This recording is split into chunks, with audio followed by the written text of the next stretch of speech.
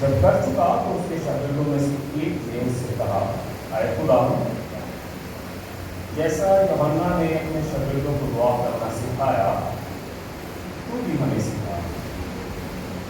اس نے ان سے کہا، جب تم دعا کرو تو کہو، اے باپ، تیرا نام پاک مانا جائے، تیری بادشاہی آئے، ہماری روز کی روٹی ہر روز ہمیں دیا کر، اور ہمارے گناہ معاف کر، کیونکہ ہم بھی اپنے ہر قرض دار کو معاف کرتے ہیں، اور ہمیں آزمائش میں نہ ڈالنا۔ پھر اس نے ان سے کہا، تم میں سے کون ہے جس کا ایک دوست ہو اور وہ آدھی رات کو اس کے پاس جا کر اس سے کہے، اے دوست، مجھے 3 روٹیاں دے دو، کیونکہ میرا ایک دوست سفر کر کے میرے پاس آیا ہے اور میرے پاس کچھ نہیں جو اس کے آگے ہے، اور وہ اندر سے جواب میں کہے، مجھے تکلیف نہ دے، اب دروازہ بند ہے اور میرے لڑکے میرے پاس بچھونے پر ہے، میں اٹھ کر تجھے دے نہیں سکتا۔ میں تم سے کہتا ہوں کہ اگرچہ وہ اس سبب سے کہ اس کا دوست ہے ان کو سے نہ دے تو بھی اس کی بے حیائی کے سبب سے اٹھ کر جتنی درکار ہے اسے دے گا۔ بس میں تم سے کہتا ہوں، مانگو تو تمہیں دیا جائے گا، ڈھونڈو تو پاؤ گے، دروازہ کھٹکھٹاؤ تو تمہارے واسطے کھولا جائے گا۔ کہ جو کوئی مانگتا ہے اسے ملتا ہے، اور جو ڈھونڈتا ہے وہ پاتا ہے، اور جو کھٹکھٹاتا ہے اس کے واسطے کھولا جائے گا۔ تم میں سے ایسا کون سا باپ ہے کہ جب اس کا بیٹا روٹی مانگے تو اسے پتھر دے، یا مچھلی مانگے تو مچھلی کے بدلے اسے سانپ دے، یا انڈا مانگے تو اس کے بچھو دے؟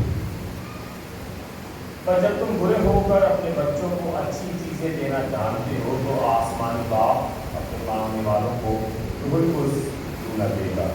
یہ ہمارے خدا کی انجیل ہے۔ مسیح کی ستائش ہو، خوشی رکھیں۔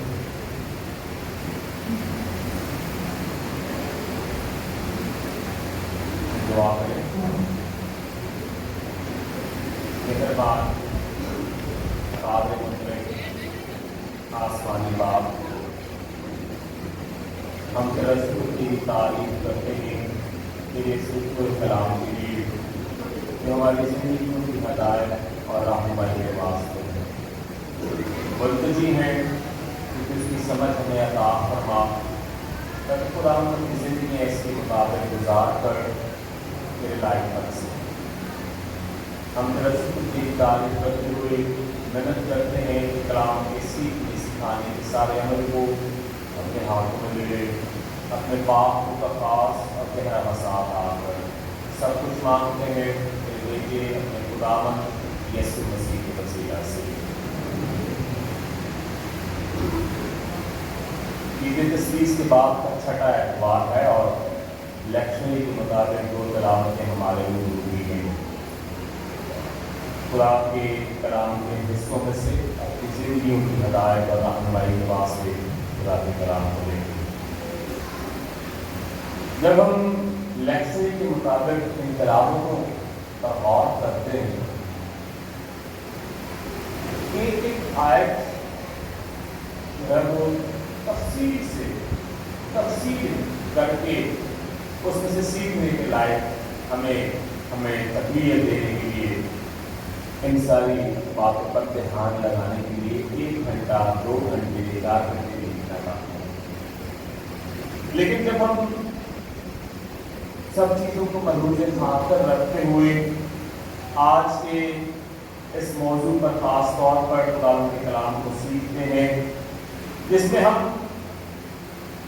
اس عملی زندگی کے حوالے سے، مسیحی زندگی کے حوالے سے پالوس رسول کلیسیوں کے خط کے نام میں اس کے 6 باب کی 2 باب کی 6 آیت میں کہتا ہے کہ جس طرح سے اسے قبول کیا ہے اسی طرح اس میں چلتے رہنے اور پھر اس میں جڑ پکڑنے اور اس میں تعمیر ہونے اور جس طرح تم نے تعلیم پائی ہے اس کے ایمان میں مضبوط رہنے اور خوب شکر گزاری کرتے رہنے کی اس خاص تلقین پر اپنا دھیان لگائیں گے۔ اور کون سی ایسی باتیں ہیں جو ہمیں اس مسیحی ایمان میں اور روز بروز مضبوط کرتی ہیں، کون سی ایسی باتیں ہیں جن میں ہم بڑھتے ہوئے اپنی زندگیوں کو خداوند کے لائق بنا سکتے ہیں۔ ہم ذرا تھوڑی دیر کے لیے ان باتوں پر بھی دھیان لگائیں گے اور خداوند یسوع مسیح جو اپنے شاگردوں کے سامنے ایک شاگرد کی درخواست پر کہ ہمیں دعا کرنا سکھا، اس درخواست پر بھی دھیان لگائیں گے۔ جب ہم مسیحی زندگی کو اس دنیا میں مسیحیوں کو، کلیسیا کو جو اس دنیا میں ہے اور دنیا کے ہر طرح کے مسائل، مشکلات، پریشانیوں میں جیسے باقی لوگ اس میں پڑھتے ہیں وہ بھی پڑھتے ہیں، جیسے دکھ مصیبتیں باقی اشخاص پر آتے ہیں ان پر بھی آتے ہیں۔ اور کیا ایسی بات ہے جو ان سے ان کو الگ کرتی ہے؟ معاملہ یہ ہے بدلو گرفتہ اشخاص ہمیں دنیا میں بھی نظر آتے ہیں اور کلیسیا میں بھی نظر آتے ہیں، بیمار اشخاص دنیا میں بھی نظر آتے ہیں، کلیسیا میں بھی نظر آتے ہیں، مہنگائی کے ستائے ہوئے دنیا میں بھی نظر آتے ہیں اور کلیسیا میں بھی نظر آتے ہیں۔ لیکن کس طرح سے کلیسیا، خدا کے لوگ، مسیحی اپنے آپ کو ان مشکلات میں گرنے نہیں دیتے بلکہ ڈٹ کر ان کا مقابلہ کرتے ہیں، اور کس طرح سے وہ روز بروز آگے بڑھتے جاتے اور تعمیر ہوتے جاتے ہیں۔ وہ کیا عوامل، وہ کیا ایسی چیزیں ہیں، کیا ہماری رنگ نسل، ہمارے خون کے ڈی این اے اور اس کے ساتھ ساتھ ہماری خوراک کیا فرق ہے؟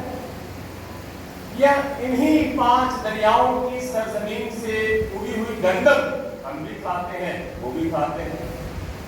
इन्हीं दरियाओं का पानी जो है वो हम भी पीते हैं, वो भी पीते हैं। फिर फर्क क्या? मैं इस बात पर खास ध्यान लगाएं। और जब हम इस बात पर आज गौर करते हैं तो शागिर्द की इस ख्वाहिश को भी सामने रखने की जरूरत है। कितनी खूबसूरत ख्वाहिश है। वो चाहता क्या है? वो चाहता है, वो देखता है अपने उस्ताद को, अपने रबी को, अपने खुदावंद को, जिसकी वो पैरोकार है, उसको देखता है कि वो हर एक मामले में, हर एक अहम मामले में वो दुआ करता है। वो देखता है कि कोई भी ऐसा अहम मौका होता है तो ये दुआ के लिए चला जाता है। और अंजीर नवीस हमें 7 ऐसे बड़े मकामात और वाक़यात बताते हैं जब खुदावंद ने दुआ की। इससे ज्यादा भी दुआ वो करते तो दुआरिया हालत में रहते जो दुआ करते थे। और लूका इस बात को यूं बयान करता है कि मसीह अक्सर दुआ मांगता। अक्सर का लफ्ज है कि वो जरूरी नहीं कि 7 जो मकामात हमें अंजील में मिलते हैं वही, बल्कि उसके अलावा भी वो दुआ करते हैं। हम जब इस बात को देखते हैं और इस मतन में जिसकी तिलावत की गई है, यहाँ पर भी मसीह खुद किसी जगह दुआ कर रहा था। और ये जो मौका है, यहाँ पर भी मसीह किसी जगह पर दुआ कर रहा था और उसके दुआ के मुकम्मल होने के बाद लगता यूं है कि इस सारे वाकया में शागिर्द देख रहे हैं कि वो दुआ कर रहा है और किसी ने भी उसको दुआ करने में डिस्टर्ब नहीं किया, रोका नहीं, उसे दुआ करने दी। और जब उसने दुआ कर ली तो फिर अपनी ख्वाहिश का इजहार एक शागिर्द करता है। और वो ख्वाहिश बड़ी खूबसूरत ख्वाहिश है।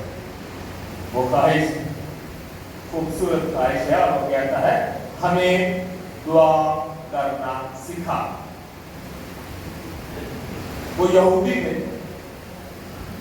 और यहूदी दुआ करते थे, लेकिन तो भी उसने ये नहीं कहा कि यार ये कैसे दुआ करता है, ये किस तरह की दुआ है, बाकी तो ऐसे दुआ करते हैं, वो तो ऐसे दुआ करते हैं। इन सारे शकूक को शबात में नहीं पड़ा वो, बल्कि उसने क्या किया, उसने उसे देखा और उसे कहा कि हमें दुआ करना सिखा।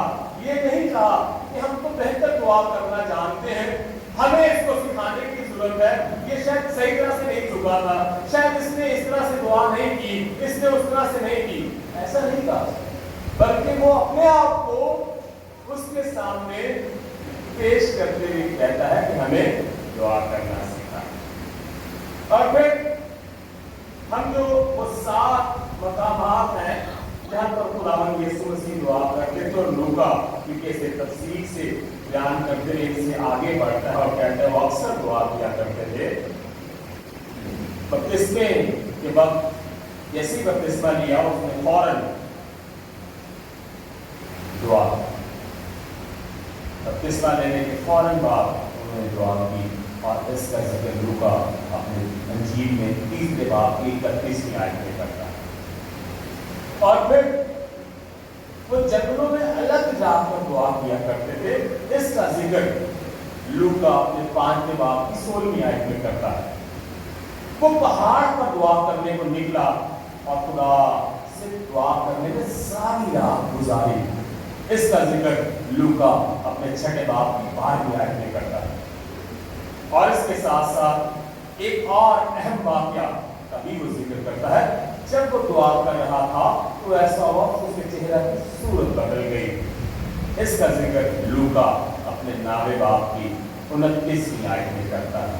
और इसके साथ साथ हम उस अहम वाकया को भी कैसे भूल सकते हैं कि लूका जिसका जिक्र करता है गतसमनी के बाग में, यहाँ पर दिल सोजी के साथ दुआ।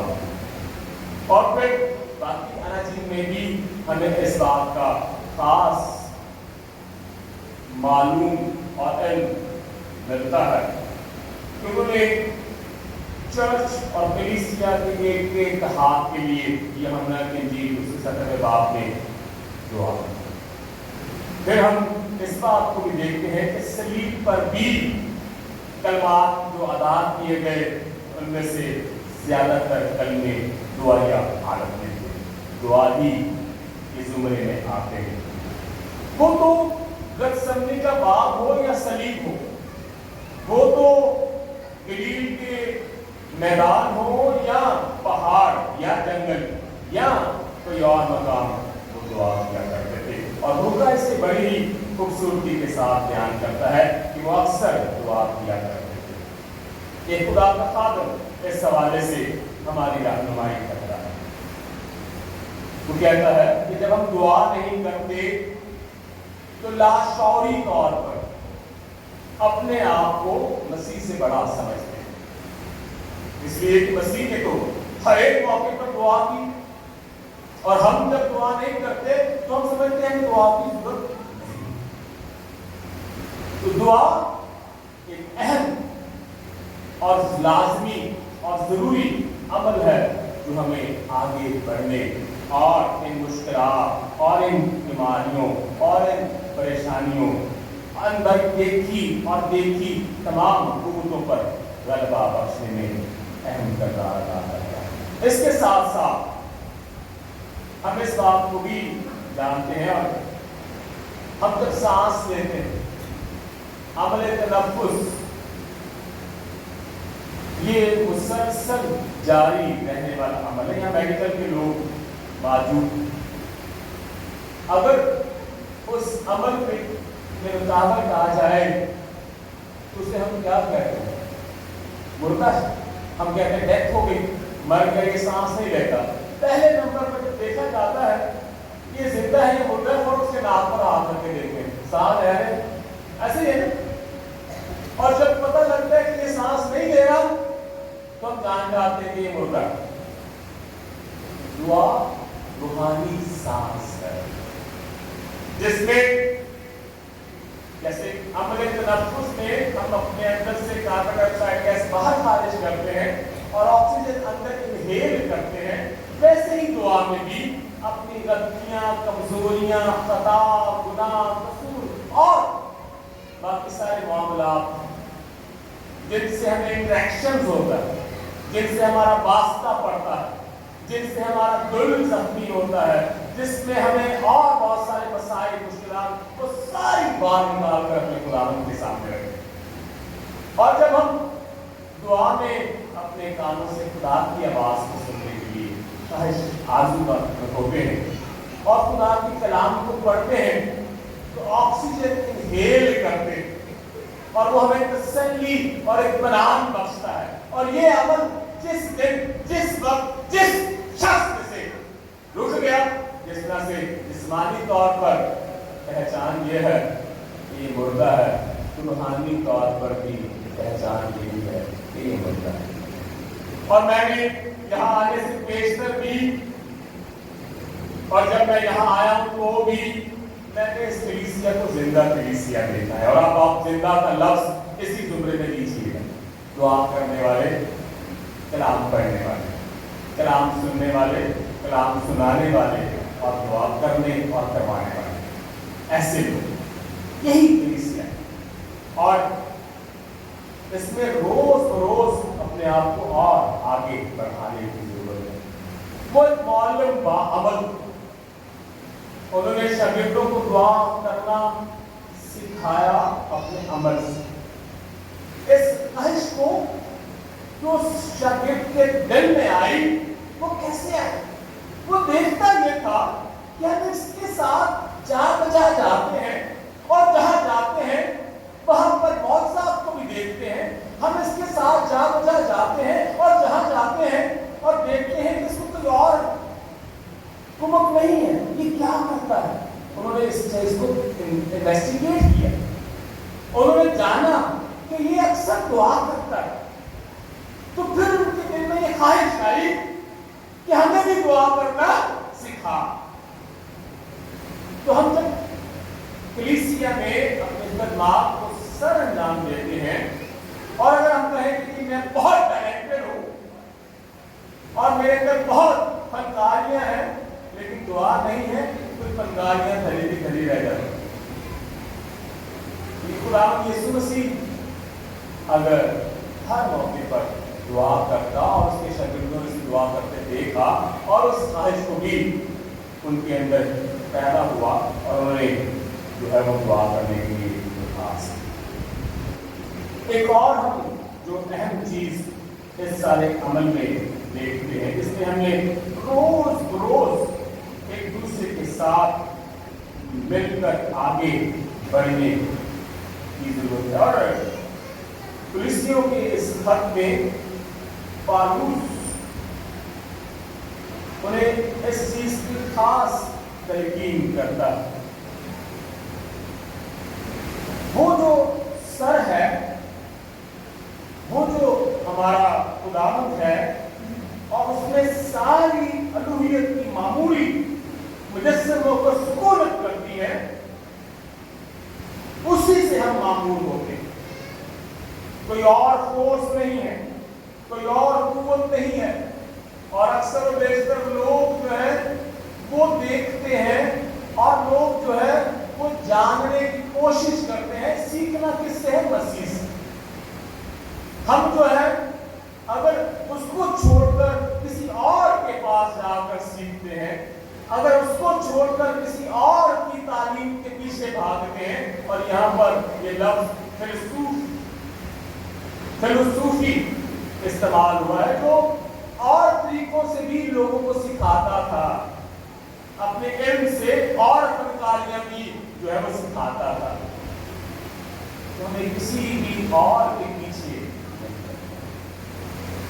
एक ही हमारा उस्ताद है, एक ही हमारा किताब है, और वो है मसीह। जिस तरह से उस शागिर्द ने मसीह से दरख्वास्त की, हमें भी उससे दरख्वास्त करते रहने की जरूरत है। और जब हम लीडरशिप में हैं तो फिर हमें उस लीडरशिप को, जैसा कि मैं गुज़िश्ता से गुज़िश्ता पिछले एतवार के पैगाम में भी इस बात को सीखा था, जब हम लीडरशिप में है तो फिर हमने अपने आप को आगे नहीं करना।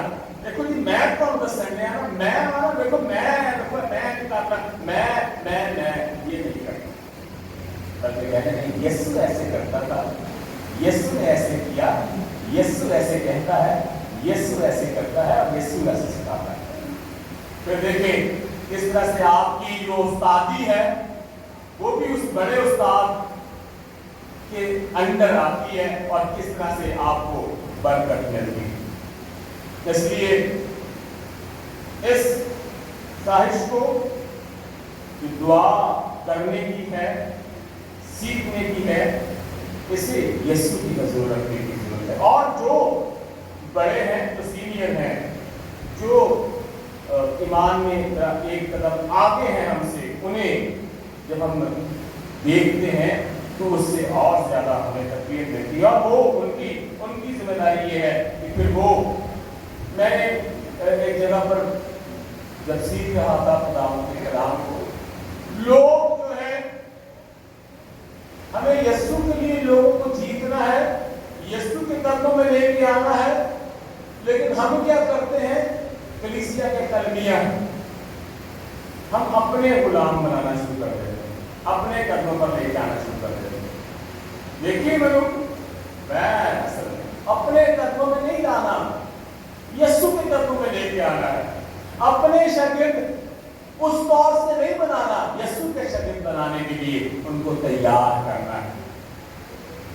और फिर हम कलीसिया की तामीर और तरक्की और इसकी बाबत सीखते हैं, क्योंकि हमें इस बात को याद रखने की जरूरत है, जड़ वही और उसी को पकड़ते और तामीर होते जाना,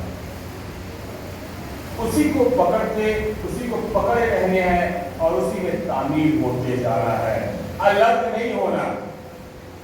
कुछ यहाँ पर काफी हमारे बुजुर्ग हैं जो शायद पंजाब में खेती बाड़ी का काम को हवाले से जानते हैं, جب کوئی پودا لگایا جاتا ہے تو اس کی جڑ کے ساتھ بعض اوقات اور بھی بہت ساری چیزیں نکل آتی ہیں، لیکن ان سے بچنا ہے، انہیں توڑ کے کیا کرتے ہیں، اپنی فصل کو بچانے کے لیے الگ نکال دیتے ہیں۔ اگر وہ بھی ساتھ ساتھ بڑھتی رہیں گی تو وہ کیا ہوگا کہ وہ تقویت، وہ قوت جو اس پودے کو ملنی چاہیے وہ کھینچ لیتے ہیں۔ تو جڑ جو ہے وہ ہمارا خداوند یسوع مسیح ہے، اور اسی کو پکڑ کے اور اسی میں تعمیر ہوتے جانے کی ضرورت ہے، اور تعمیر ہوتے جانے کے لیے زندہ ہونے کی ضرورت ہے۔ اور زندہ جب ہم ہوں گے تو اس کے لیے عمل تنفس انتہائی ضروری ہے۔ بائبل مقدس کا مطالعہ، بائبل اسٹڈی، سرمن کو سننا اور سنانا، اس کی تشریحات کو دیکھنا، یہ اور پھر دعا میں جھکنا، دعا یا حالت میں رہنا، دعا مانگنا، دعا کرتے رہنا، یہ انتہائی ضروری ہے۔ اور پھر جب یہ دو عمل جاری و ساری رہتے ہیں، ایمان میں ہم آٹومیٹکلی مضبوط ہوتے جاتے ہیں، اور ایمان کی مضبوطی جو ہے وہ آپ کی پریکٹیکل لائف کے ساتھ جڑی ہوئی۔ جب آپ نے خداوند کی حضور جھک کر دعا کی، جب آپ نے خدا کے کلام کا مطالعہ کیا، تو پھر اسے اپنی عملی زندگی سے ظاہر کیا، تو یوں آپ کی ایماندارانہ زندگی جو ہے وہ روز بروز مضبوط ہوتی جاتی ہے۔ اور پالوس خاص طور پر زور دے کر اس بات کو کہتا ہے، خوب شکر گزاری کیا کرے، خوب شکر گزاری، سارے شکر گزاری، خوب شکر گزاری، خوب شکر گزاری۔ یہ تعمیر ہونے کے لیے، مضبوط ہونے کے لیے، جڑ کو پکڑے رہنے کے لیے انتہائی ضروری ہے۔ ساری باتوں کے لیے اپنے خدا کا شکر کرتے رہنا، مشکلات میں بھی، بیماریوں میں بھی، دکھوں میں بھی، تکلیفوں میں بھی اپنے خدا کا شکر کرتے رہنا۔ اسی لیے ایک سوال ہے، یہاں بزرگ بھی ہیں، جوان بھی ہیں، بیٹیاں بھی ہیں، بیٹے بھی ہیں، کوئی ایک عبادت بتا دے مسیحیوں کی جس میں ہم شکر گزاری نہیں کریں، کوئی ایک عبادت مسیحیوں کی، کوئی ایک عبادت بتا دے جس میں شکر گزاری نہیں۔ جی جہاں سے کی بات ہے،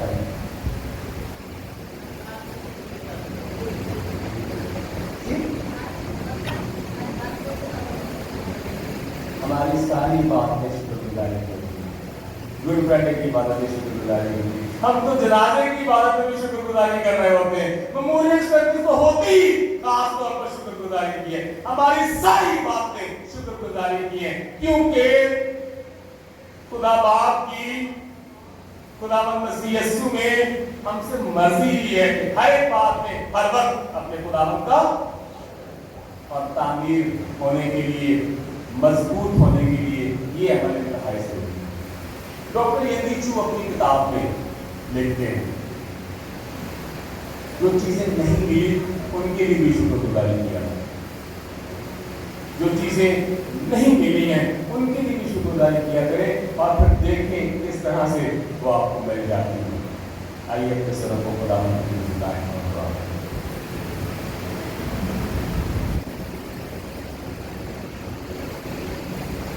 مہربان آسمانی باپ، ہم تیرا شکر کی تعریف کرتے ہیں تیرے کلام کے لیے، اور محنت کرتے ہیں اس پر عمل کرنے کا خاص ہمیں توفیق بخش۔ سب کچھ مانگتے ہیں خدا